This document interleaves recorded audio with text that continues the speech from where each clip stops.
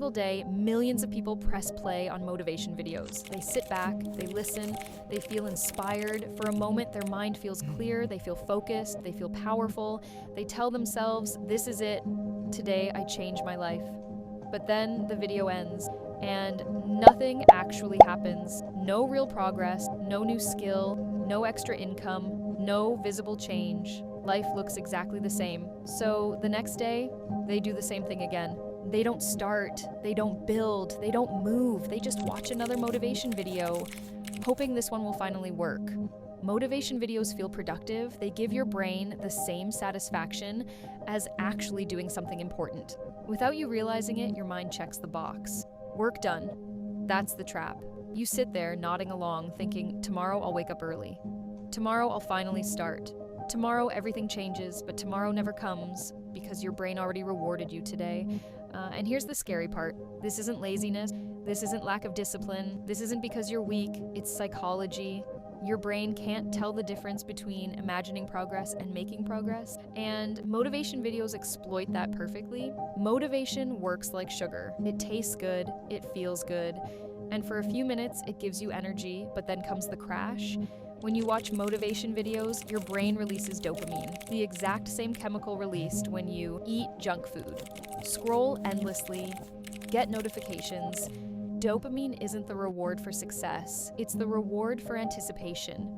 Your brain celebrates before you've done any real work, so your mind feels satisfied even though nothing has changed. This is why motivation feels powerful but quietly makes you weaker.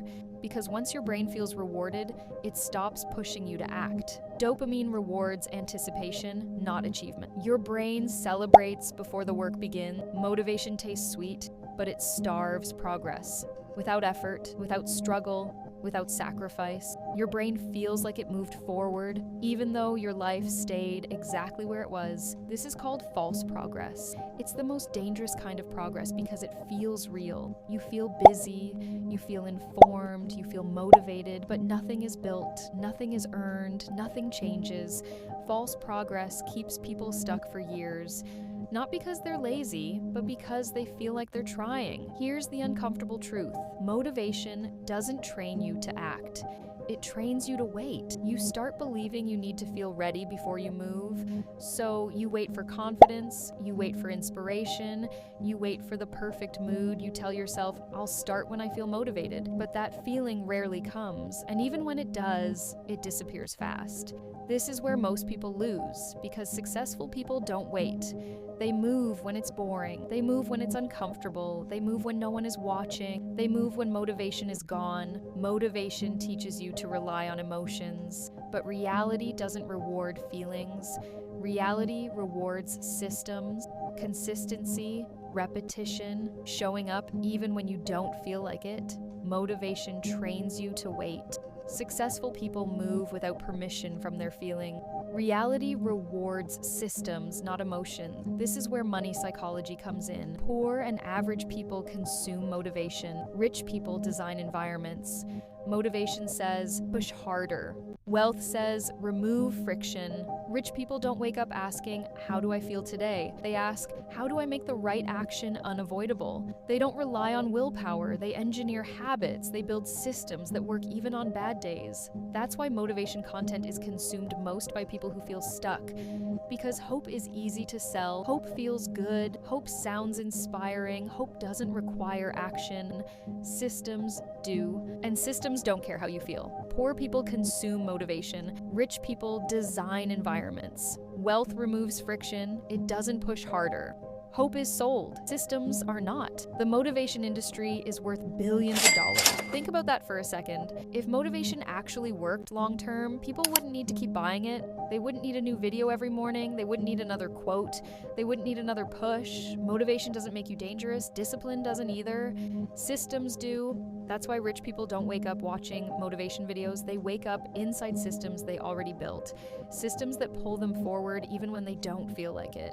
And once you understand this, you stop chasing motivation and start building something that actually works. If motivation worked, it wouldn't need to be sold every day. Motivation isn't dangerous. Systems are. Rich people wake up inside systems. the real problem with hustle culture. Hustle culture glorifies exhaustion, praises burnout.